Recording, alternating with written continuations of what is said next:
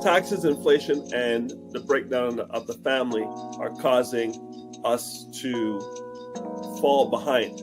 We have the lowest net worth in the United States, and I'm sure those numbers cross the border as well. Some people get the disability tax credit and they don't open the registered disability savings plan, and that's where the government puts in all the money of grants and bonds for a person with a disability who has done all the steps. Some people don't do all the steps. We do all the steps, and here's another step. Ryan Knight, there he is. What is up, everybody? It's Dr. Vibe here, host and producer of the award-winning Dr. Vibe Show, the home of Epic Conversations, and I'm the host of Epic Conversations, 2018 Innovation Award winner, 2020 Best Podcast News Award winner given out by the Canadian Ethnic Media Association. I also co-host and co-produce the only online show for dads and fathers. It's sponsored by Dove Men Plus Care. And since 2020, our team's reached out directly and indirectly to over 400,000 dads, fathers, and male caregivers around the world. And we did it again this year in 2024, and we're going to do it again in 2025. So as always, I like to say you're blessed, highly favored, a magnet for miracles, and a solution for someone's problem. Welcome, post-birthday boy. Yes. 42 is live and in effect. But good to see you, brother. Just in case people know who I am the founder of Afro Caribbean Business Network. We work with entrepreneurs of African and Caribbean heritage, really to figure out what stage their business is in, help them create a strategy to grow their companies exponentially. And I'm also an entrepreneur. I run a company called Detailing Nights. So we provide mobile waterless car cleaning. So we go to people's houses or their offices, clean their cars on the spot without using water, and our plant-based eco-friendly cleaning supplies. And shout out to Don Mills Middle School. We were able to do a presentation about Detailing Nights, and hey, grade 7, grade 8, they're interested in, doing car cleaning in the summer or part-time. We're doing a car wash fundraiser. We'll figure it out. But yeah, it was great getting to meet Mr. Carter that's there and Mr. Green, who run a leadership program. I just want to say shout out to them. Wonderful. Let's do it quick here. Please subscribe to the Dr. Vibe Show on YouTube and hit the notification button. I'm going to say it's going to hold on, but we have finally reached 1,630 subscribers. I hope it doesn't dip, but I think that's a little Christmas gift present to myself. But if you haven't subscribed and you feel like you're up to it, please subscribe to the Dr. Vibe Show on YouTube. Hit the notification button. Tell other people about it. Also, like the Dr. Vibe Show on Facebook, LinkedIn, and Instagram. Also, if you want to advertise your business, product, or service on any of the platforms that I appear on, email me, dr.vibe@thedrbeshow.com. Also, join the Morning Vibe Discord group. Email me, dr.vibe@thedrbeshow.com.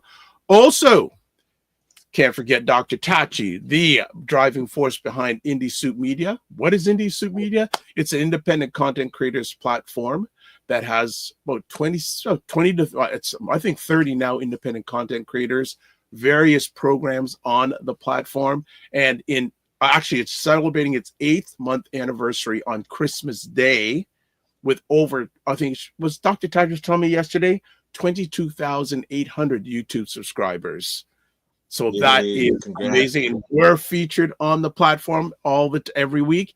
And speaking about Dr. Tachi, this Friday, Dr. Tachi is going to be live with us talking about the year in media, tech, and pop culture. So that's all that. How was your birthday? Birthday was chill, nothing too extravagant. Got to do some shopping at the Canada Black Gold Marketplace.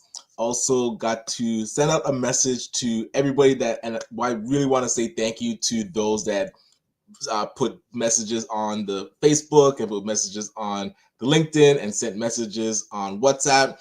And my response was, for my birthday, I was actually raising money for a charity that I'm on the board of directors for. So the Peel Learning Foundation, they're doing their campaign of support. And so instead of people sending me money, I don't know how many people were going to, but I said, for my birthday, I would love for you to support the charity that I'm one of the founding board members for.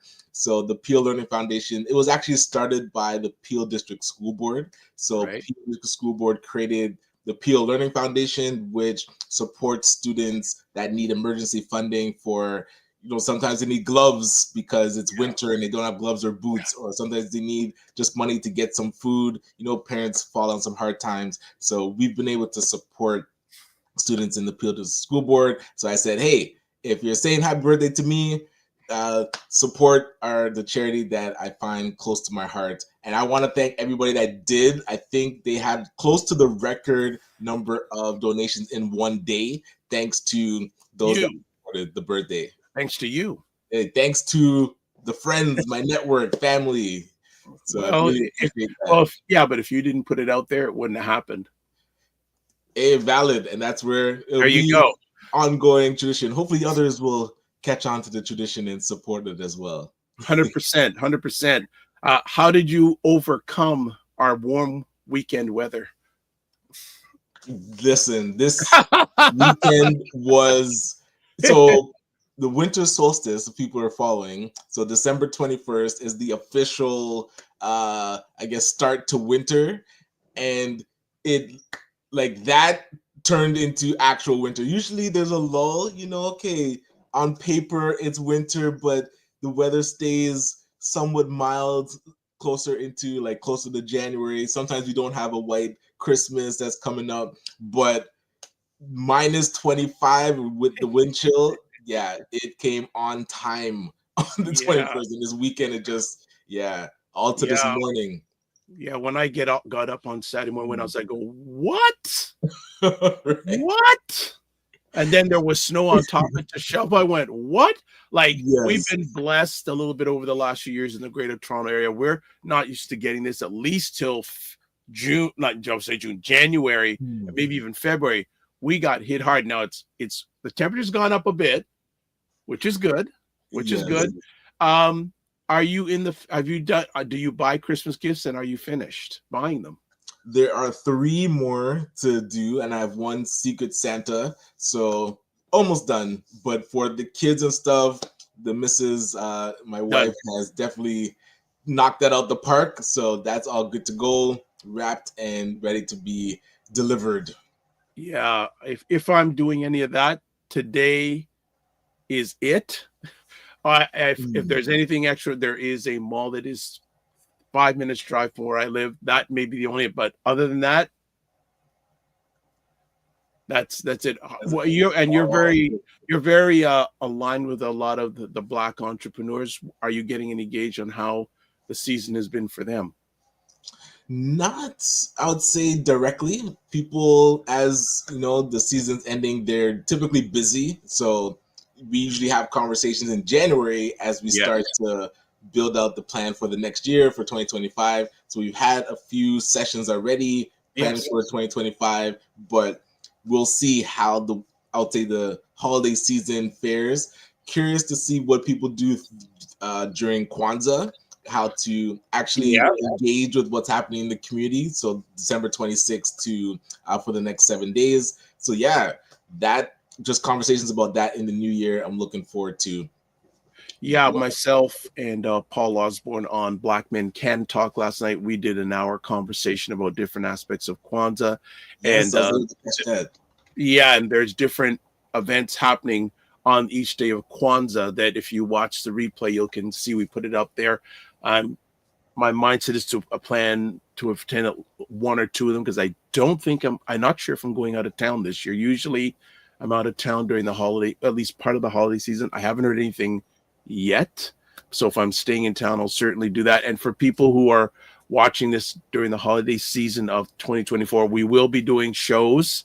So this Monday, this Friday, next, and we'll be doing shows during the holiday season. There may be maybe 1, maximum 2 replays. But again, Dr. Tachi's on this Friday and then we have Dr. Tachi this Friday. And I just realized, we do have Dr. Tachi this Friday. So that may change around. It may end up being Monday, but this Friday we have Dr. Tachi. So there we go. So Ryan is older, wiser, gifts in tow. You know what? I think what we'll do is we'll just go to break. We have a new friend coming up on the show today, and I'm really excited to have her on because I've wanted to meet this lady for a long time. At least we're gonna get digital. Ryan knows her. Ryan actually invited her to come on the show today, so we're looking forward to it. So we'll be back in about a minute maximum, and we're gonna have a new friend.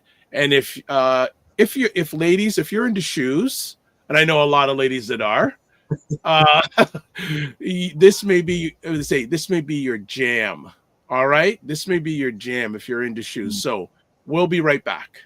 Hey, Dr. Vibe, this is Nigel Gordyke checking in from Waterloo in Southwest Ontario. I love your show, especially how it takes conversations that we're having in the community and expands them into the broader community, so more and more people can get involved and engaged.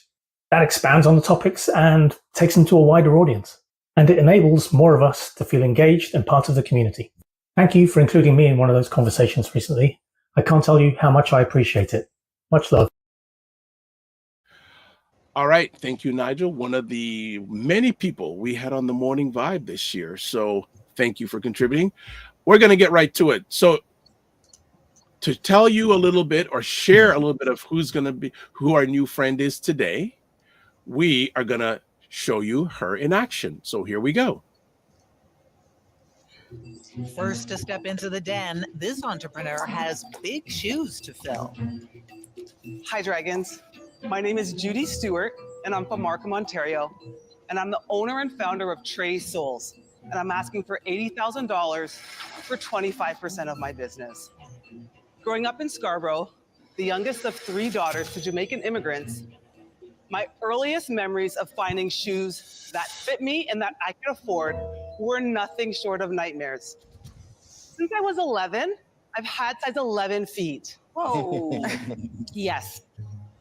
I remember going into stores and looking for shoes, but ending up squeezing my feet into shoes that were 2 sizes too small. Ouch. Just to get the style that I wanted. Or leaving my house looking cute, but only from the ankles up. Even now at 50 years old, the fashion footwear industry still doesn't cater to me.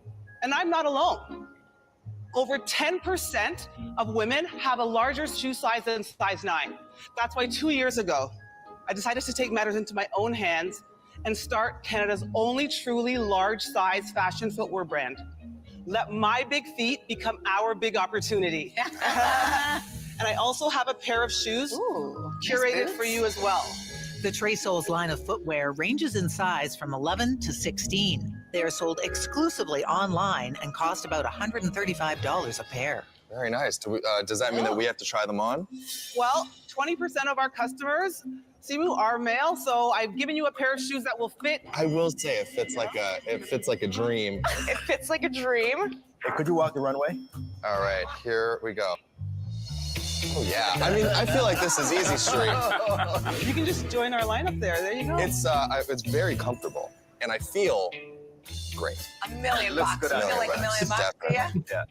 Turn, dancing shoes. A little dance and a shimmy. They're nice. Can you do a flip in that? Not right now. That's good. I love it. Thank you for indulging me on that. Okay.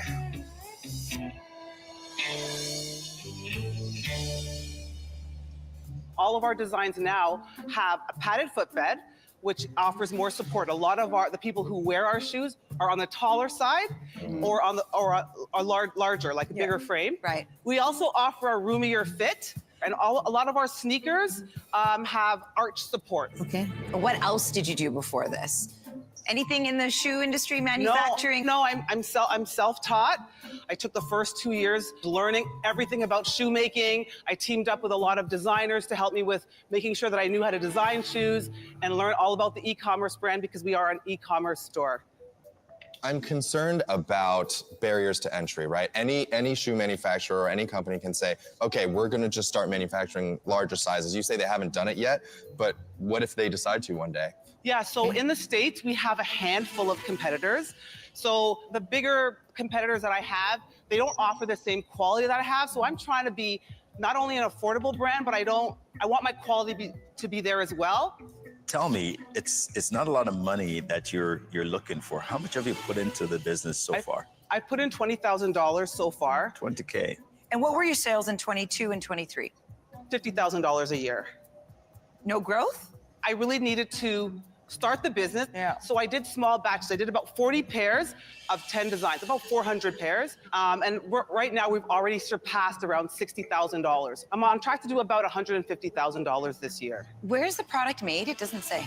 So we've been experimenting with different production facilities. So we have produced in Brazil, in China, in Italy, and here. And just again, to kind of, I needed to figure it out. I needed to figure out where I can make the shoes, and not everybody wants to make. You've done this with $20,000, which is just so impressive. Like, that is incredibly capital efficient and really impressive. You should be very proud of that. A lot of people would have stood up here and said, I've sunk, $500,000 in just this. to my website, haven't sold a dime, don't have a product yet. That would be normal. Yeah. So Judy, you started this in 2021.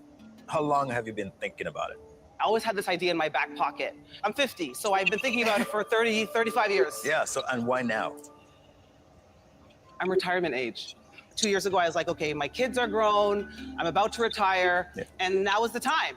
What were you retiring from? I'm a teacher. Oh, you're a teacher? Yeah. You were a school teacher until 2021, and you just started this business. There's a lot of learning that you're doing. So what's the, if you're going to get a so dragon. she's learning the business, then why is it worth $320,000 No, I today? think it's a legitimate question. It's a very expensive valuation that you have, first of all, right? And for those reasons I just stated, you're learning the business and you still want us to pay for your learning. Why are you worth that much today? I have looked at how fast I sell out before my next inventory comes in. And so if I sell out in a month or two, I have no stock left in for the rest of the year. So that's why I've multiplied my valuation to $350,000. But you haven't done that yet. She's 2 years in. She's put $20,000 into it. She's great. Like, come on. She's maybe she hasn't grown a lot, but she hasn't invested a lot yet either. So Simu, you're going home with some fancy shoes. Are you going home with a shoe company as well? It's a tough, it's a tough slog, and fashion is an especially difficult segment to break into. I do also feel like you're just a couple of steps early. I think your business has legs. I wish you the best. I'm going to buy this pair, but for now, as an investor, I'm out. I like your passion. I think you're early, and that's okay. It took me 10 years to franchise 1-800-GOT-JUMP. These things take time, and you're doing all the right things. I wish you the best, but I'm out. Judy, I don't think you're an investable business today. I think you're on a mission with a product today. I wish you luck, but I'm out. Thank you. Do everything to figure out how to find customers cheaply and see if you can charge a premium price. Those things actually might build you a true $10 million business, but you're just not ready for an investment now, so I'm out. I think you're amazing, but I think it's too early for an investor for you. So I'm going to be out for now, but I wish you tons of luck. So listen, I get shoes, right? That's when I was growing up in rural Jamaica with my grandmother, I had no shoes. I didn't wear shoes to school. So that's why now that I can afford shoes, I like nice shoes and comfortable shoes. So I really get the idea. You invested $20,000, a lot of blood, sweat, and tears into it. But I also agree with my fellow dragons that it's a little bit too early for you. For that reason, I'm out right now. Thank you very much, Dragon. Thanks, Judy. Thank you. Good luck. Good luck. Thank you. Thank you, Judy. She's impressive, man. She is impressive. Tenacious as can be. I think she's got a great product. There's a huge need. Judy, just a second. Come on back for a second. First of all, I love your attitude. Still have a smile on your face, even after all of us turned you down. I want to bet on that. Okay?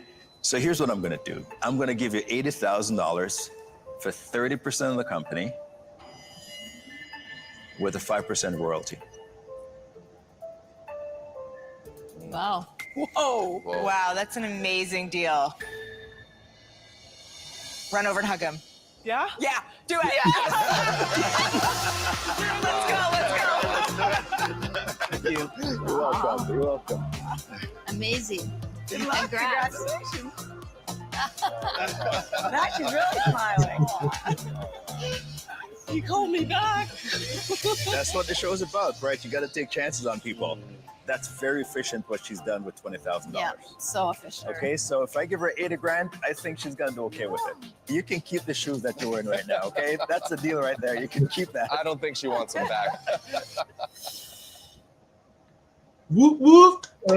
All right. So everybody, Amazing. we have the lady, the force, the lady that can get a gentleman to wear her shoes on the show. Judy Stewart is in the house. Good morning. Morning, everyone. How are you? I'm great. I'm great. I haven't watched that. You're kidding. I haven't watched that since my watch party. Like, Right. wow. You're kidding me. My heart was like going like 100 miles an hour just now. I was like, why? Why? I know what's gonna happen. Why am I so nervous right now? Right? Yes. Good morning. So before we go any further, can you cycle back and when they all said no, what was you going through your, not only your mind, but your body? I anticipated no. If I'm going to be completely honest, right? I did not think all the reasons that they gave me why I wasn't an investable company. Remember, they're investors.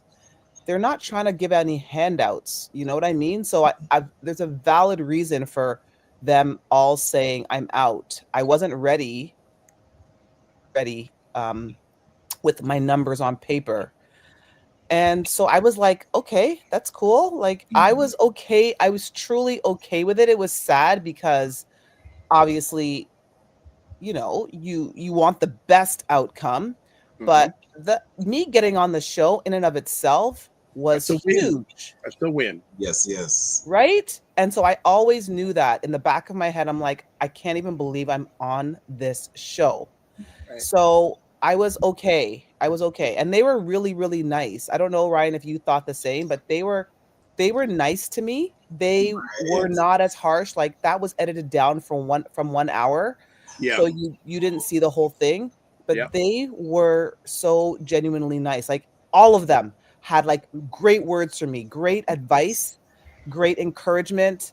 So I was okay, actually. And then when Wes said, Judy. Yeah. What can you remember that moment when he said Judy? I do.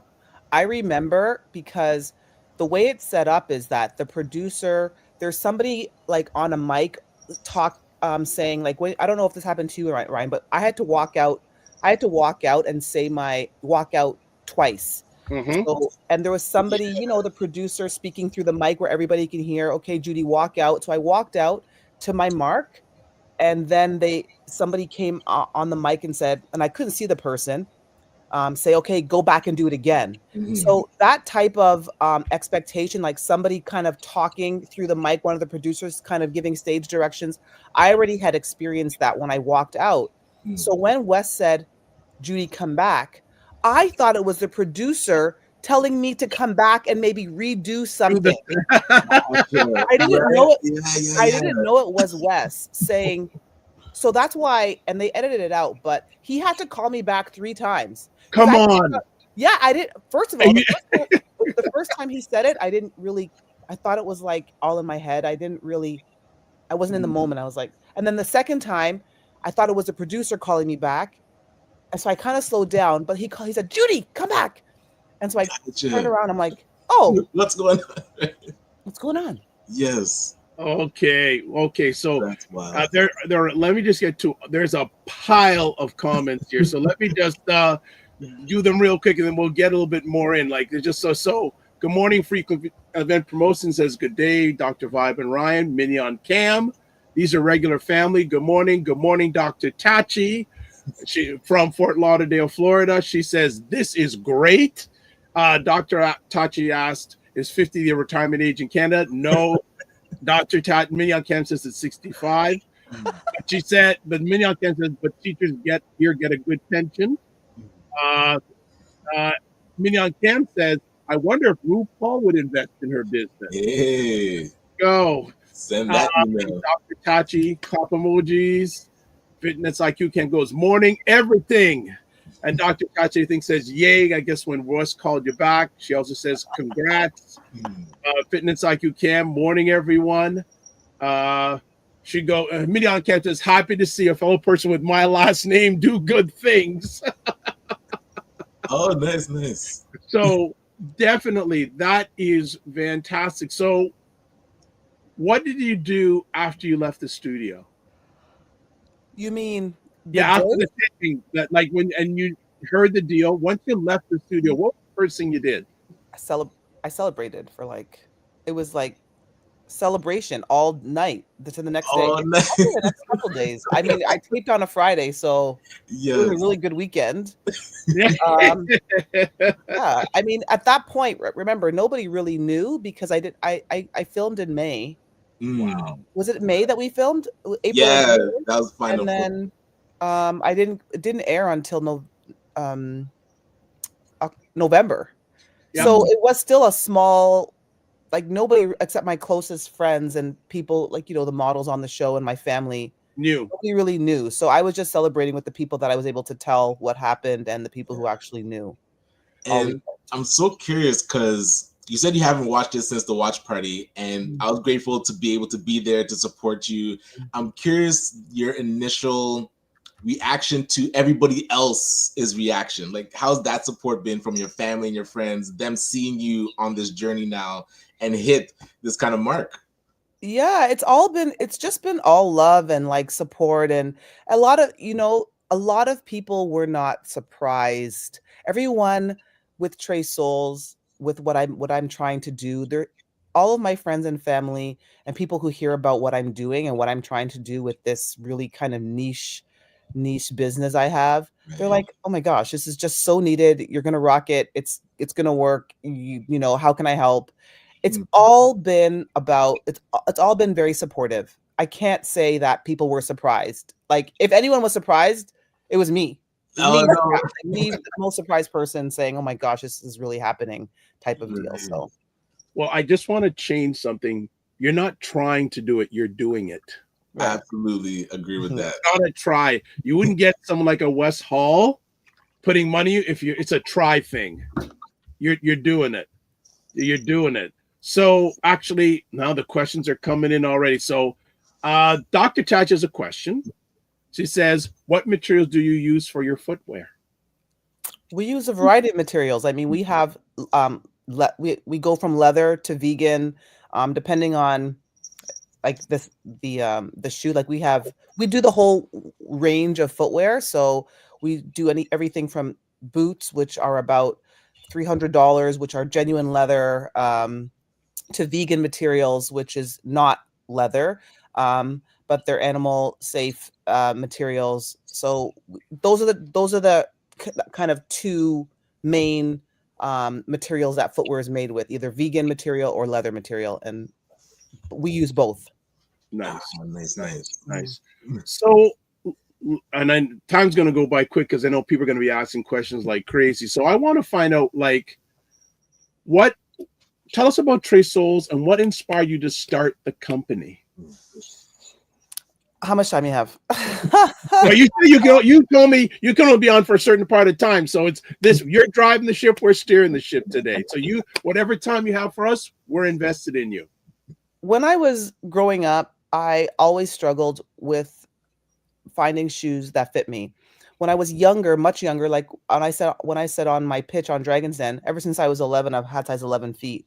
So when I was younger and my mom had to buy us shoes, it was a struggle because my mother had size 13, I had size 11, my other sister's size 12 and such. So, we didn't have a lot of money. It was always a struggle. My toes, were the ugliest toes, all of us, because we would squeeze our feet into shoes that didn't, like, sizes 9 or size 10. And I just got used to it. I got used to expecting that shoes are supposed to fit tight and very uncomfortable. And, we learned all the things, how to stretch shoes, add the water, add the stretchers, walk around in the house with 3 pairs of socks on before you go out with them on, all those things. And then when I went away to school, I actually was a Canadian sprinter. I ran for Canada. I went off to the States, to Las Vegas on scholarship in the university. And that's when I, became more of age, embraced my style of fashion.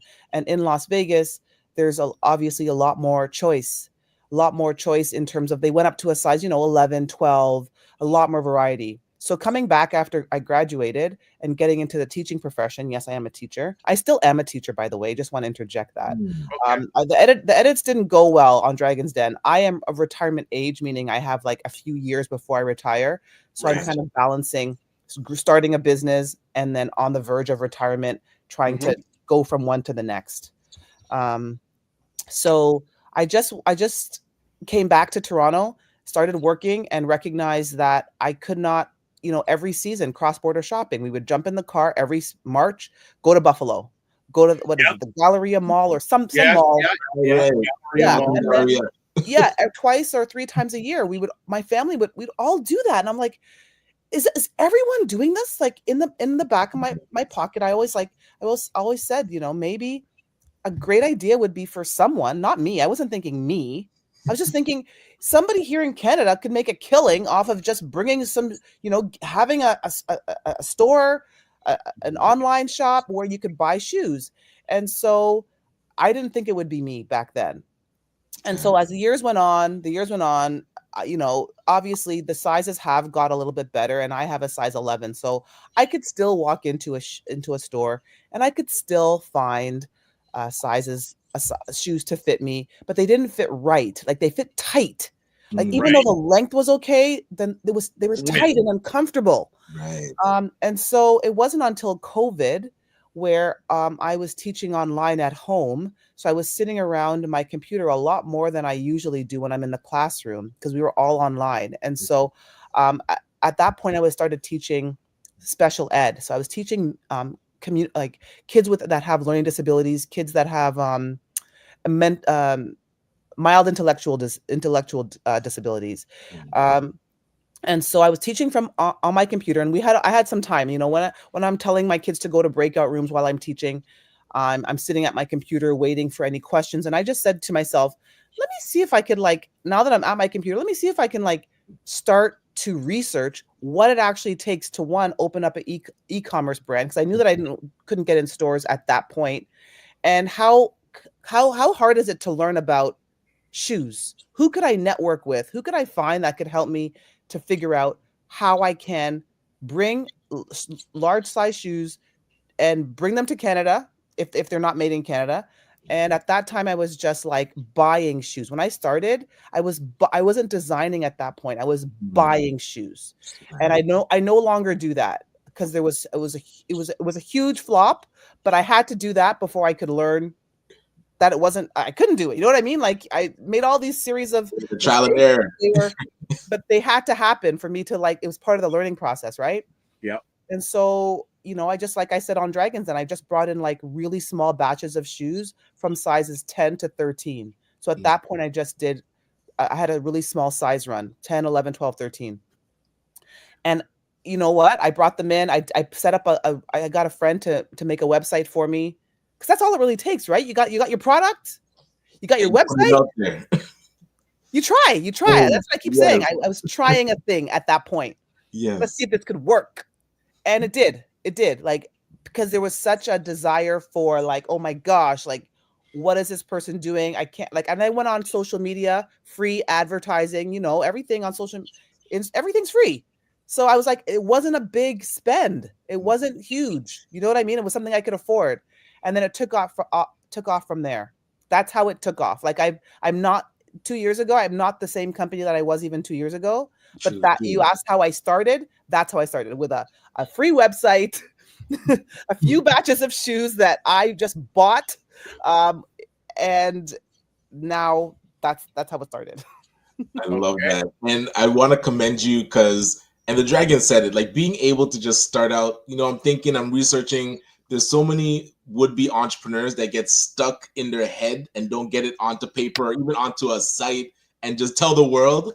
And so the fact that you're doing it and getting it out there, I love it. I love that you shifted to like manufacturing your own shoes. Yeah. And I'm curious what that journey has been like for you, like actually having to find somewhere to build your ideas and start manufacturing. Yeah, well, women who have large feet, I've learned, including myself, like remember I said when I would go into the malls and buy a size 10 or 11 or whatever, maybe the length was okay, but the fit wasn't right. So I really wanted to be a specialty store. I wanted to prove to women who have larger size feet that not only are you going to get the fit, it's going to be comfortable. It's going to fit you properly. So I just kept on taking all my own problems because I was the fitter for my shoes that I was buying at the time. Mm-hmm. And while they were selling, number one, as a business owner, you want women to come back to your store. You want repeat customers. Exactly. Right? 100%. So I was like, people weren't repeating. They weren't repeating. They weren't coming back. Yeah. And so that's when you're just buying them. That's when I was buying them. And so I looked at all, and I had a lot of customer feedback. I had people visiting my website, leaving comments, reaching out on social media. And then I started to develop a community of women who would tell me, this is what I need. Right. I need more space. I need not a stiletto. I'm not wearing, like on Dragon's Den, I was wearing a pair of 4-inch stilettos. That's what I wear. I have no problem being tall and wearing a really high, but 80% of my customers don't wear anything over a 2-inch heel with a thicker heel. So I was learning all of these things. I was hearing like hundreds of women, people talking to me, not only women, men who wear my shoes, talking to me, telling me, this is what I want. This is what I want. So I was consolidating all that information and recognizing that I had to stop buying shoes. I had to start designing shoes to fit all the requirements that everybody was telling me. And that's how I made the transition to getting into the design space. I started, I went on LinkedIn, and my sister at the time, because I didn't have a LinkedIn profile at the time, my sister, who was like the queen of LinkedIn, you have to have her on the show, by the way. She's amazing. She's the one that, started helping me to find and network with local designers. So I really wanted as much local talent as possible to kind of work with me. Yes. And those designers, I have 2 designers, Sev and Molly, both of those designers from 2.5 years ago, they're the same design team that I still use today. And they're both Canadians. One has moved to California right now, but she still works to help me with my designs. And one is the other lady's out of Quebec. So that's when I started, working on designing shoes, and it was all based off of my potential customers saying, "Here, this is what I want." And so you have to listen. You have to listen if you want to like grow your business. Don't just go with like what you want. Listen to the people who you're trying to sell to, because that's how you grow a business, right?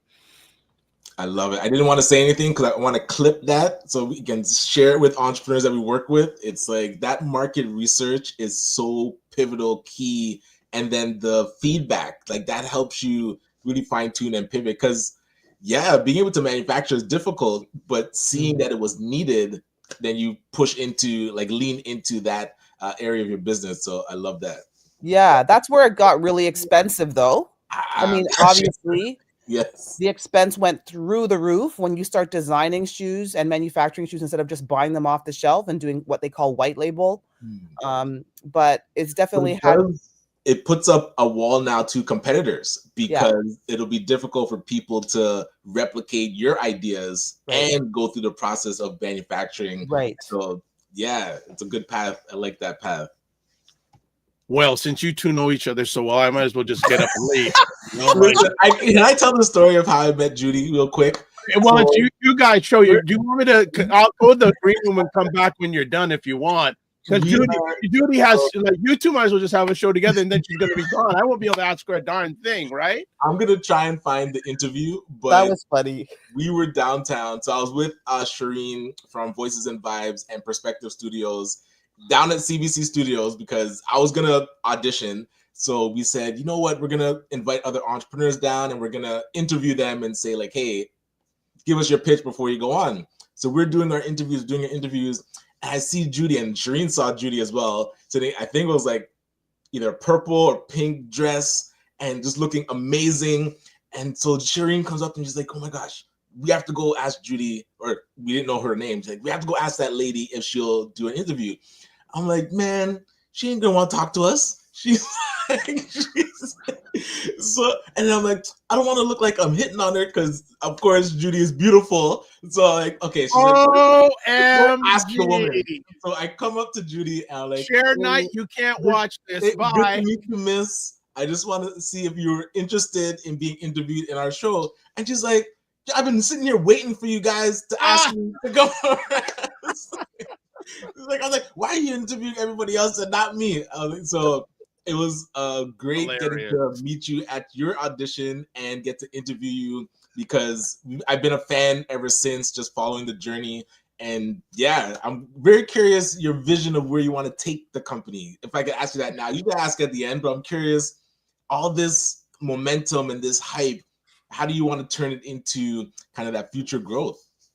Yeah, Dr. Vibe, is that okay if he asks me another question? Are you okay? I mean, well, I'll actually no, I'll say that I'll save it for the end, actually, because I'd love to hit that at the end. Go on, Dr. I know we have some comments. Go on. Some comments. Okay, I'm gonna see if I can rapid fire through these as much as possible. So Minnie on Cam says foot binding is in Chinese culture, but their feet become deformed. Right. Dr. Taj says, OMG, did you run for UNLV? My good friend from grad school ran from UNLV. I know Andrea Burnside. What? Wow. What? So there's Dr. Tachi in Fort Lauderdale. You hear the great shot. So it's a small world. Okay, well, that's crazy. So frequency of air promotion goes, Judy, it was great to see you in your element at the prestigious vendor market in Durham region a couple of weeks ago. Keep up the great work. Thank you. She goes, wow, that's a shame that Buffalo was the default for you, because the style there is deplorable. Frequency says, frequency of promotion says, hi, Dr. Tachi. Okay. Mignon Can says, Martha Stewart and Snoop Dogg has a shoe line with Skechers right now. Wow. Let me all the rest of them are personal comments, but I'm gonna ask, where did the name come from? Trèsolz. So being in Canada, I wanted to, when I was thinking about the name, the way my brain works, I just kind of like speak out loud. It was I came up with the name I was in Florida with my family during March break when I was, considering the concept and thinking about doing this. A couple years before I actually started the brand. And I was just thinking, okay, Canada, French, how do I stand out? Bilingual, très. I don't know where that came from. I think it came from like me starting off with names like Big or Grand, because I wanted to like emphasize big, but I wanted it to be sexy, right? Yeah. So I'm like, très means in French means like very, very, very, very something, Yes. So that stuck, and then feet. I don't know, how do you say feet in a sexy way? Souls. So the idea, and it left room for growth. So Trèsolz means very, insert word, very something feet. So right now I'm doing very large feet with the potential to do very small feet. So très small feet, very wide feet. I'm looking at doing my first narrow design. So a lot of people come to my website of like, I can't buy anything because I'm a 2AA, which means you know anything about width. If you have a 2AA width, that is like your feet are really, really thin. And so you need and a lot of specialty brands of shoe stores are closing down. Like the brick and mortars, they're all closing down. I've had so many emails, Judy, like, I used to shop here. Do you make, either 2AA or 2EE on the other side of the spectrum, really, really wide width. Gotcha. And so I'm trying to be the solution, because I see that not only is large feet a really gap, there's in the market, the narrows. So très wide, très narrow soles. So that just the brand name just gives room for like any kind of feet men's shoes, really big men's shoes. You never know. The sky's the limit here. You're talking to one, because I had one of the most challenging things in my life consistently is getting shoes other than athletic shoes. Other than athletic shoes. Okay. You know, other than athletic shoes, it's a hard thing for me to What buy. size So are you? I'm 13. Okay. And I have a wide foot. And you have a wide foot, yeah. So it's the marketplace. It's like one of those things. When you see something you like, if there are two of them, I buy two of them because I know every color. Yeah. you're not gonna see them. Yeah. And they always think that people with the big feet, they must think we're Shaq and we can afford those prices. Yeah, exactly. Right? They don't realize that, hey, the very small minority makes Shaq money. Right? Like, I actually have one of his shoes, which is a size 18 in my house here. Wow. Right. So because I remember I used to work in the athletic retail industry. And I remember one day a gentleman coming in who was like 14 years old. He had a size 13 foot. And I said to his mother, what are you going to be doing in 2 years? Yeah, right. And this was to buy athletic shoes. Yes. Yeah. Think about the non-athletic. Yeah. So you are definitely onto something. Dr. Tachi asked, what is your best seller, and do you see yourself branching out into non-shoe items like accessories? I think I have a few bestsellers. We have a boot right now online. I don't know if you want to pull up my website, but it's called the Delton. Let me just pull it up, and you can guide me through your website where I can find it. So let me just do this, share screen. Okay, we've got your website up. Where do I go? Go to Boots. Yep.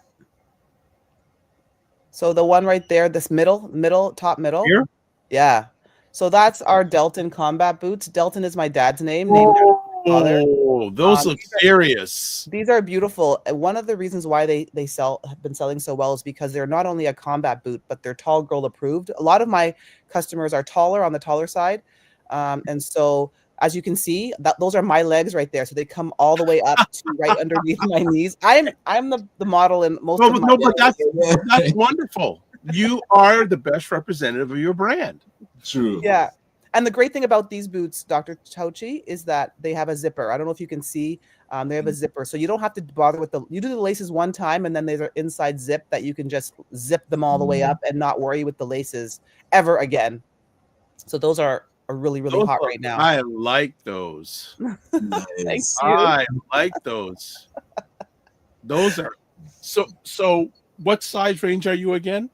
We now go from size 9.5 to 16.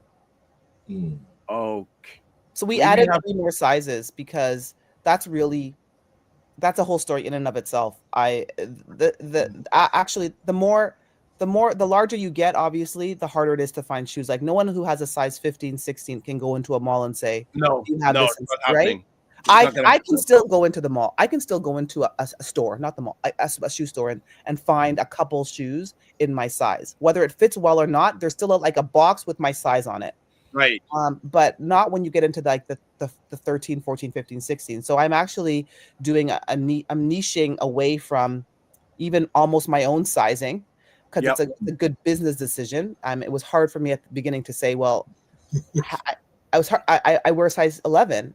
And 11's size 9, 10, and 11 are my worst sellers. Like, because people still have choice. We still have some choice. But when you have no choice with a brick and mortar, when you have zero choice to go into a store, like your size 13, 14, 15, 16, you have to.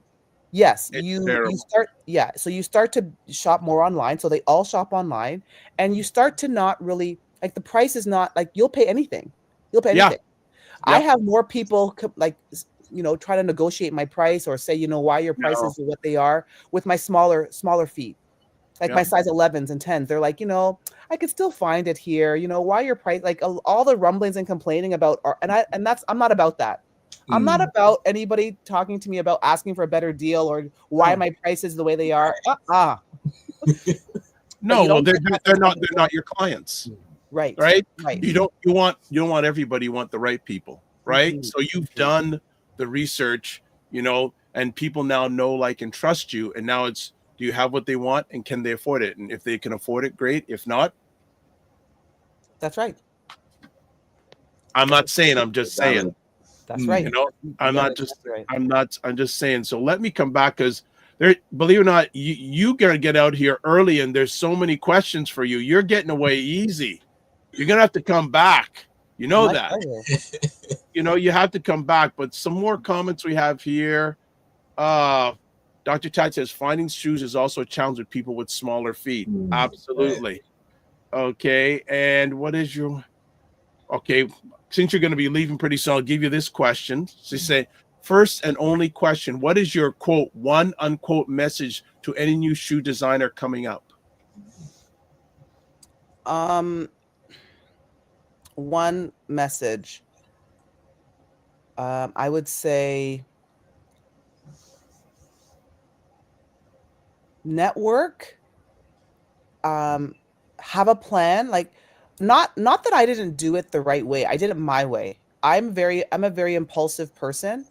I may not have had all my I's dotted and my T's crossed, but when I look back in retrospect, if I would have said if I had somebody talking to me 3 years ago saying, Judy, just do these things, I would have said, have a plan, like do your research, like know research with our technology now, like it's not hard to kind of find out how much it costs to make a shoe, like what your unit cost is, what your MOQs need to be. I didn't do any of that.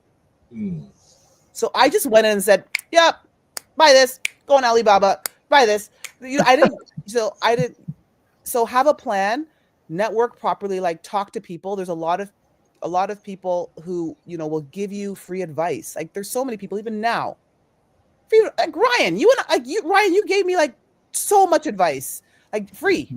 So there's a lot of free advice out there that will help you. So before you make that first purchase, I'm not saying not to do it. Do it. Like there's space for all designers in any industry. Like there's room for all of us.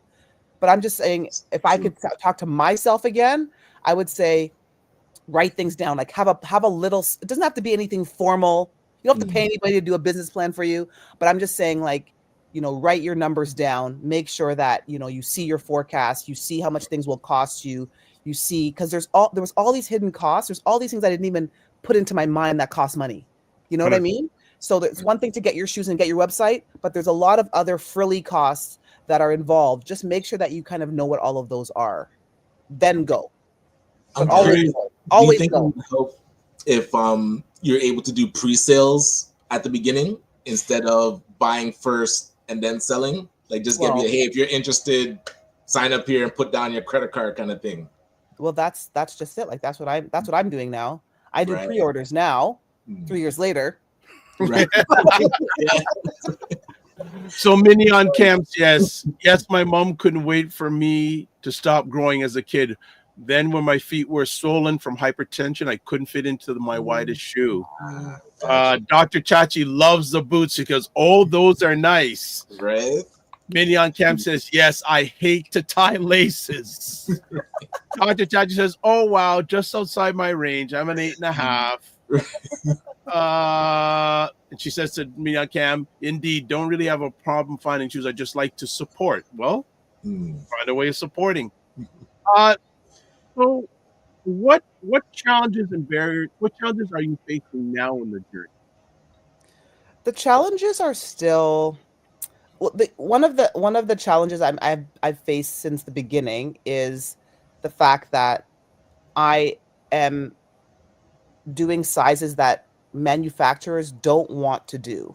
So the reason, and Simu, I think on the Dragon, somebody asked, what if bigger stores actually start making bigger sizes? Like, listen, they know that there's a demand. It's just a much smaller demand. And they've chosen not to include us, So it's not about if they're going to start, they're not going to do it. And there's a reason why bigger box stores aren't doing it. There's not as much money, and the cost goes up because when it comes to shoemaking, you have to make a mold. It's more material, blah blah blah blah blah, and you're tackling the fringes, like just the 5 or 10%, when you could have the 90% paid premium prices. Like, why are you going to deal with us? And so me as a startup, trying to talk to manufacturers in Brazil, here in Toronto. I've made shoes here in Toronto, in China, anywhere. I say, hi, my name is Judy. I own a company. I want to talk about making shoes with you. This is all via email or whatever. Click, like literal. How do you do the email click to hang up? Like no answer. What are you talking about? I'm not doing your size. You need to order 1,000 pairs if you want us to make size 15. No, or we're charging you four times the amount. So I have to pay a premium. Like even now, with my factories that I deal with, I have to pay a premium for my samples. They say, Judy, well, the tooling is more, the materials more. We don't do this. So even now, and so my costs, and this is something that I want to get across to like people, anyone who listens. If you're supporting a small business, you have to understand that our costs, if we're doing something that is on the fringes, like we're outside the norm. Yep. Like our costs are normally 2-3 times the amount of your bigger box stores. And a lot of times we try and be competitive. So our margins are lower. Like we're getting zero, next to nothing, just so that we can sell and get our product out. So keep that in mind when you're supporting small businesses. Like, it's not like you can't expect it to be the same price. You can't. That's so true. No, it's so true. Well, but it's no different when people go and buy cars. The normal car cost is, if you want something specialty, it's going to cost you more. Exactly. Hello. Hello. There's a difference of price between a Honda Accord and a Benz, brand new. Come on. But it is important having good shoes and comfortable shoes. Yeah. Yeah. Very, very important to have comfortable shoes. But so Mignon Cam says, the same thing with bigger bra size. The mainstream don't make them. Nope. And she says, and Lululemon wasn't interested in curvy body. Yep. And she says also the same with credit card chargebacks on small business. Customers should just ask the company first. Yeah. Okay. Yeah. Thank you for all those comments. So true. Absolutely. Absolutely. Wow. This is good. So let's see.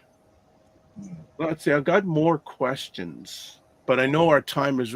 What role does innovation play in the success of your company? I would say in terms of the design, like the designing of shoes, I would say that I just have to be on top of, like, the shoe industry that is changing every year, right? They're using, different machines. And even though I've never been to my factories, when I made shoes here in Toronto, I was able to visit, obviously, because it's just in Toronto. But staying on top of like how shoes are made, I just need to understand that, the shoe making industry is changing, and I have to stay on top of it so I can expect that from my factories. I can say, hey, like, what are you doing? Show me videos. Like, it's really kind of like old school, but that's how I speak with my factories. Like, we're FaceTiming. They're showing me the process of how they're making each of my shoes, what the tooling looks like, what the soles look like, what the materials look like, before I get my prototypes. And so just for me, because innovation for me means like staying on top of like the changing trends, I have to know that, and I have to know how shoes are made and what I expect, so that I can make sure that my factories are doing as I know, because they will cut corners. You're not there. Oh my gosh. I can't even talk about some of the horror stories. We'll talk about offline. Right. So just being up to date so that you can make sure that your factories know that you know what you're talking about. That's what I would say. What has been the most rewarding moment of your Trèsolz journey so far? 100% Dragon's Den. I thought so, but I don't make assumptions. Yeah, I would say we're still so young. So, being on Dragon's Den only 3 years in, has really changed the trajectory, because you go through times where you're like, I don't know if I can do this. Like, I'm still managing a full-time job. Well, I was going to ask about that next. Like, how are you managing a full-time job? And also, how did the managing change after the Dragon's Den deal? Yeah, man. Right? I can just see your face. That's a picture right there in itself. How your life has changed. Thank God I'm an empty nester. So everything is happening in God's timing, to be honest, because I feel like I have 3 boys. In September, they all the youngest, like they all are moved out, all gone to, college, living off campus, on campus or whatever. Right. That timing was crucial because I'm a athlete mom. I'm a basketball mom. All my kids do track or basketball, whatever. So, those days of driving to all the practices at night, yes, like that just ended. That just ended for me before my Dragon's Den. Like literally 2 months of having no evening commitments except for myself. And so when Dragon's Den happened, of course, the sales increased, and also like the pressure to not the pressure, but the expectation that I need to grow more. And it's not just fulfilling orders. There's all the other things that I do everything. I'm still my only paid employee. Like I'm the only one that's paid. I have contract employees from different times, but it's just still me. So the timing just so happened to be perfect where I could manage the spike in everything. But I'm still working full time, and then I come home and work full time on Trèsolz. That's what my life is right now. I'm so curious. What was the feedback from the students? Have they seen the show? Oh my gosh! So I work at a sports school. I work at Bill Brothers. Yep.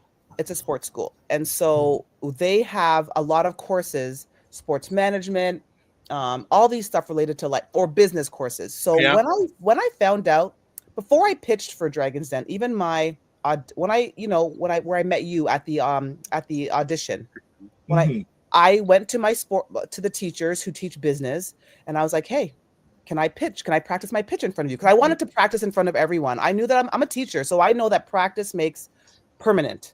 I knew that. And so I practice my pitch in front of my students from different classes, like not my own class all the time, but I practice in front of them as well. Yes. And so my entire school kind of knew of my journey because I was practicing all the time. And then when I found out I made the show, I was practicing in front of, I even had some business teachers make assignments based for me. Like, for example, who should you pitch to? Like, which dragon should you pitch to? For Judy, can I just interrupt?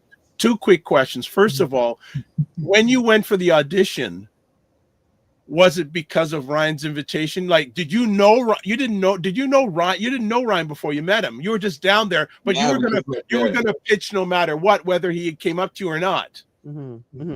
Okay, and that is really, really interesting. And was there a dragon that you were focused on that was going to invest? And was it Wes, or were you hoping with somebody else? Wes. It was Wes. Okay. I mean, I focused on. I knew ideally. I think I had a bet. My best chance was with Wes. Yeah. And so I researched him, like my students. Like I was saying, I had students research all the dragons and say, "Get the people work." Yeah. They did all the work. It was great. Nice. And you had your team. You had a team. Yeah. So it was great. Yeah. Oh, that is cool. Let me ask, what motivates you to keep going even in the challenging times?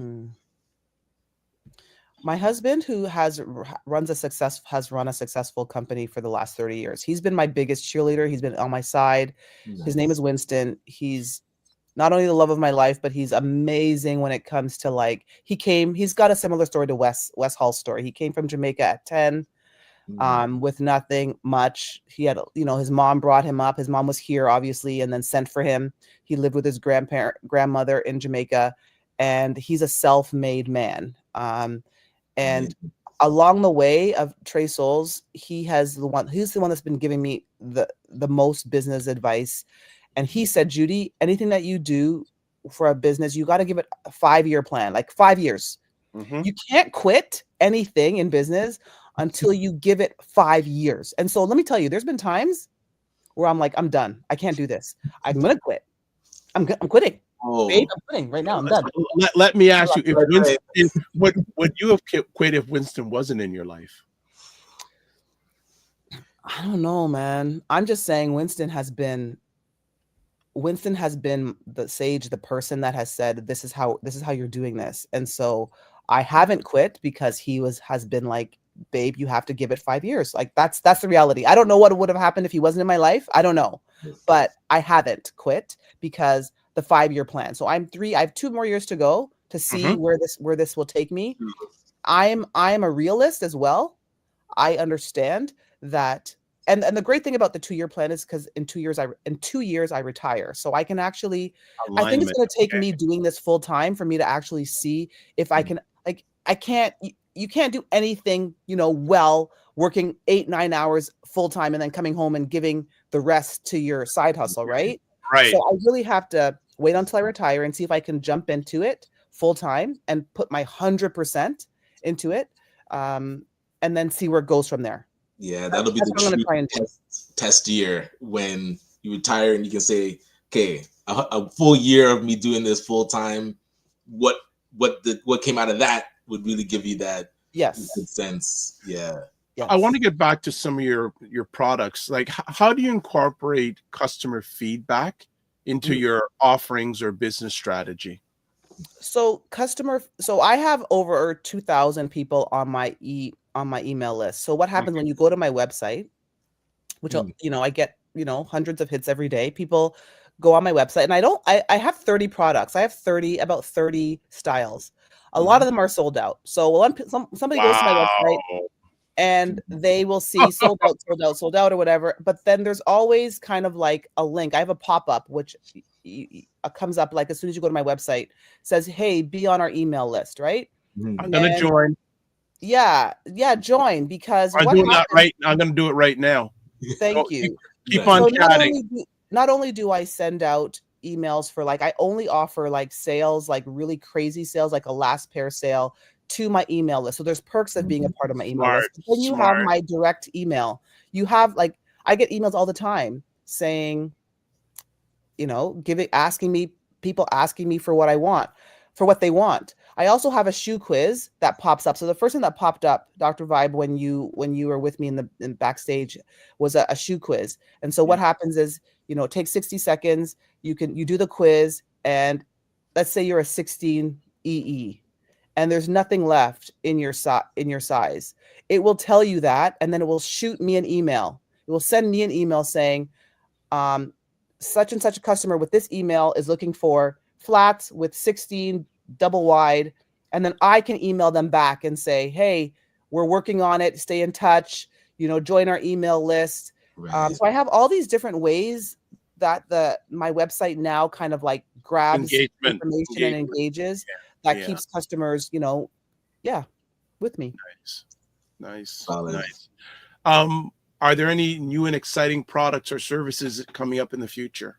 Yeah, so I'm actually taking a stab right now at working on my first narrow width shoe. So très narrow.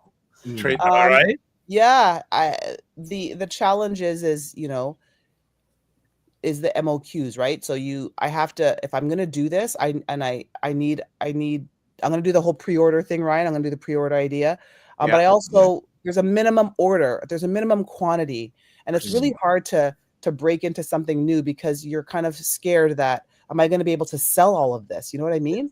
Exactly. And so I'm much better than I was a couple of years ago with social media. I understand, and this is for entrepreneurs, small businesses, social media is free. You can sell and build hype around anything if you kind of understand that, yes, your time is involved.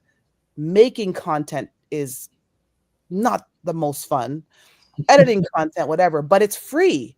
And so I'm on X, I'm on Facebook, I'm on Instagram, I'm on every Pinterest. Okay, I'm gonna test you. I'm gonna test you. Are you on Blue Sky? No, never heard of it. What is that?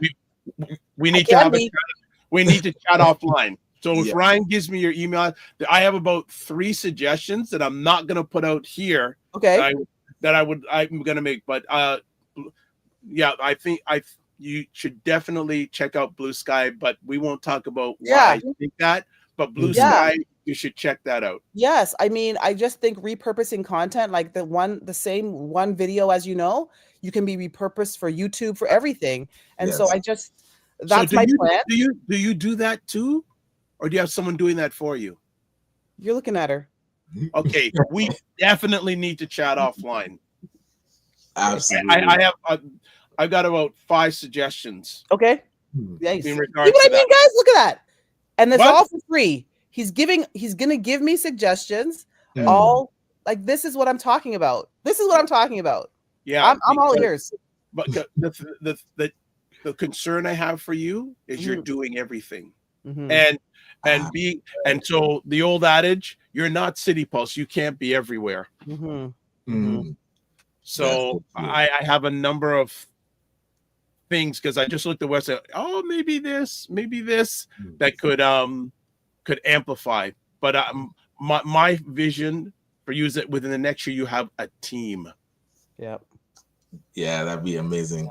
I've been very creative. I'm thankful being in the school system. Like, if you look at my social media, yes, it's me directing all of it, but I leverage co-op students. There you go. At the high school level, I leverage that. Like, I used to teach co-op back in the day. So most of what you see has been finalized by me, but what you're seeing is like students working in the back. And these students are free. They are talented. Yeah, they know the stuff better. They know the stuff better. Yes. Especially and I'm not talking. media. I've had college apprentices as well. High school co-op students outdo them every single time. And you have to pay, like, the college co-op programs, those require some more money.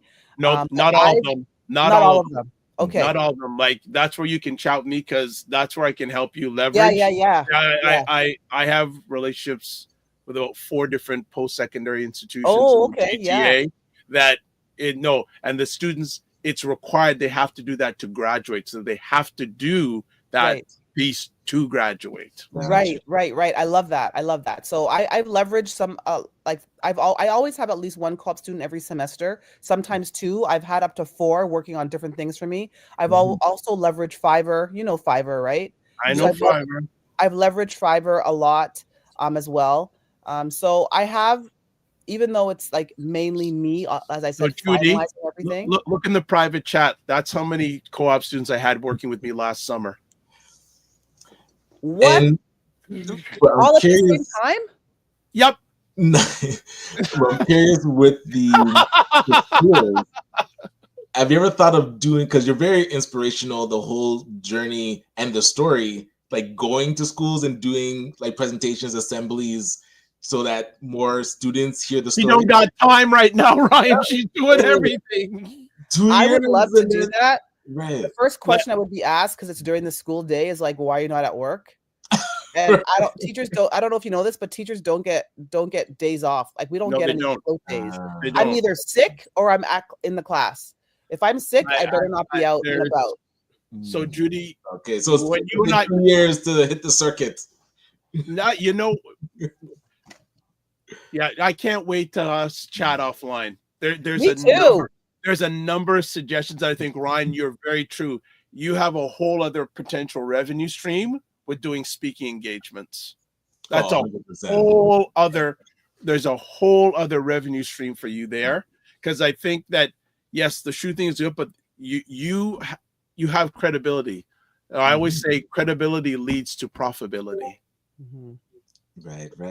Right. Both you and Ryan, like, you see Ryan out all around the place. He already was doing that stuff, but now, because both of you have the credibility of Dragon's Den, you're leaving money on the table. Yeah. It's funny that you mentioned that. I just I was approached after Dragon's Den to do a lot of speaking engagements, and I took one of them very, very. I won't mention the company because it's a very, very, very, very big company that you would know if I said it. It's all right. But the reason why I'm not saying is because I ended up just eventually turning them down, because with my husband's kind of guidance, the ask was really big. And yes, I understand. And I was willing to do that because I thought, like you said, speaking engagements, I could, see if this could be a thing. But the long story short, I turned them down because it just wasn't sitting well with me. I wasn't sure if they alignment. alignment. Yeah. Yep. So, so I'm sure there'll be more, but yeah. I have so many ideas going through my head right now. So many. Yes, because that whole thing about speaking engagements, yeah, I see that within the next 2 years you're going to have other revenue streams other than your shoes company. Easily. I'm taking that in. I'm taking that. Easily. Yes. Easily. Dr. Tachi says Dr. Vibe is a great resource. She says Ryan is an amazing. Well, that's why she's on. Ryan is a great resource. That's why she's on today. That's what she's doing today. So, other than your husband, has there been any people that have been a great inspiration for you business-wise?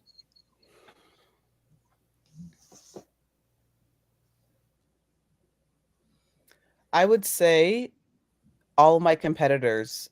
So I would say that because most of the people who are competing my biggest competitors are small business, Black women. They're in the States. And I don't even know them, all of them personally.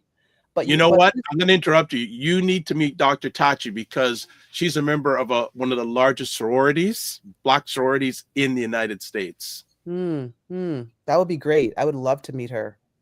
Yeah, I would love to meet you, Dr. Tauchi. I would love to. She has a great Black women's network of sororities, big time. Yeah, big time. so She's already a fan. She's already said she's a fan and here to support. But I think that introduction will be great for you. And maybe actually you should probably go on her show called Mediascope that she does every week. Oh, I would love to. I would love to. If I'm here, I'm down for it. But all right. Yeah, all right. So I interrupted you. Sorry about that. I was just saying that I'm very inspired by women who like me and who are doing multiple things, who have families and lives and are maybe older in age, and they're doing great things, and that inspires me so much. Like juggling careers and having families and starting something that they're passionate about, and so those. Like my biggest competitors, I won't name them, but they are inspiring me.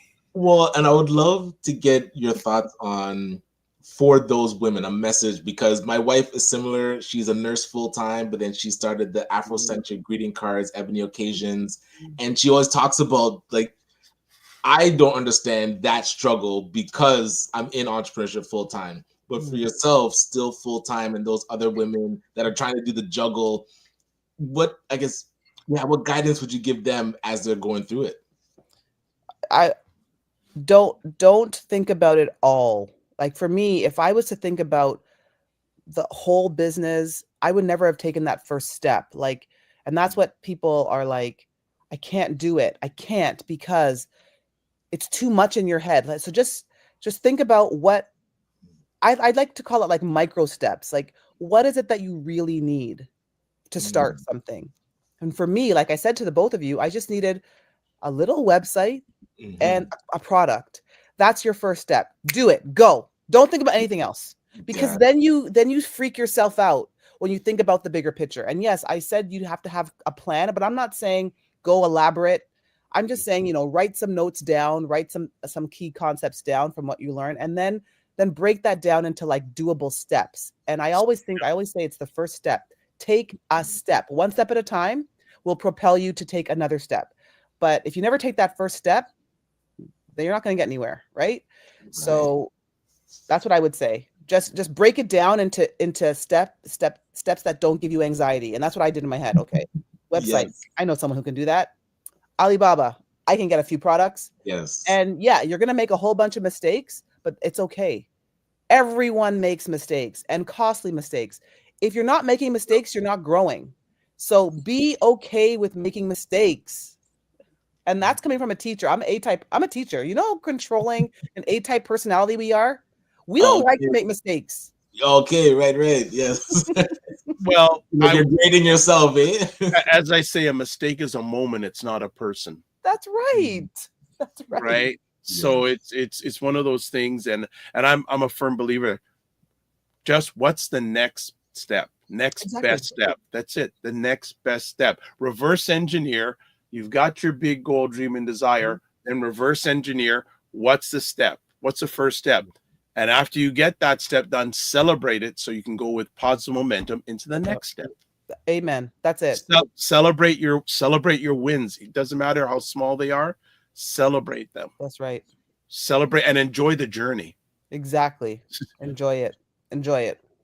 Enjoy and I'm enjoying it now. Honestly, I haven't always enjoyed it, but as I grow and learn, like I enjoy even like some of the setbacks. Like I'm starting to learn because I'm learning so much about how to not let this happen again. And that's a celebration. You know what I mean? Like it's weird. It's weird. Like you business people, like this is new for me. Like this is new. You business people like have the way you think. Like I'm starting to learn. Starting to learn how like my husband, like he'll come home. And I don't know how he sleeps sometimes because he owns a security company. He has a staff of like 300 people. So now, and he comes home sometimes and unpacks, like talks about all the stuff that's happened that day. And I'm like, I don't know how he's the most peaceful, calm, level, just keep going. And I'm like, how the heck are you doing it? I want to kill all of his employees. Like I want to fire. Yeah, that's hilarious. That's hilarious. Love it. Yes. He's a great guy to interview, by the way. I was thinking I'd love to have, actually I'd like to have both of you on, to be honest. I think that would be amazing. To both share your different paths in business and working as a Black couple, because I'm a firm believer in Black love, and I believe in the greatest area of wealth that we have as Blacks is our family. Yes. And we have to build wealth. We have a lot of wealth, financial and non-financial, in the Black family. Yes. Yes. Agreed. So I really believe that having both of you on, I'm sure there'd be some interesting stories. And I know sometimes you'll probably be looking at them going like, I can see one or two times you're going to go like this. Oh my gosh. Yes, we're pretty entertaining. Oh, well. So what do you do to break away from all this? What do you mean? Like, do you take time just to say, no, Trèsolz? What do you do intentionally in your spare time to break away from it all? I am a couple things. I'm a workout junkie. Okay. I always have been, as a high level athlete from time. So I work out a lot. That's a really great escape. When I work out, I don't even I work out in silence. It's quiet, so I can just be with myself, with my breath, and so that to me is like a huge stress reliever. I also am very spiritual. I'm a Christian, so my prayer life, my faith, my church community,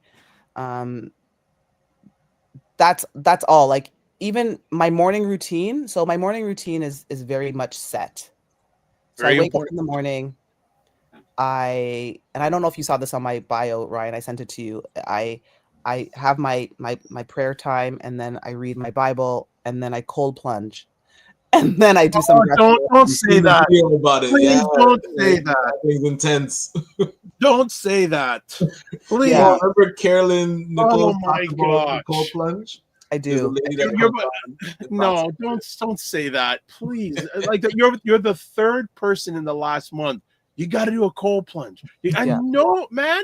I would like to personally invite you to my home and to try my cold plunge, and we'll tape it.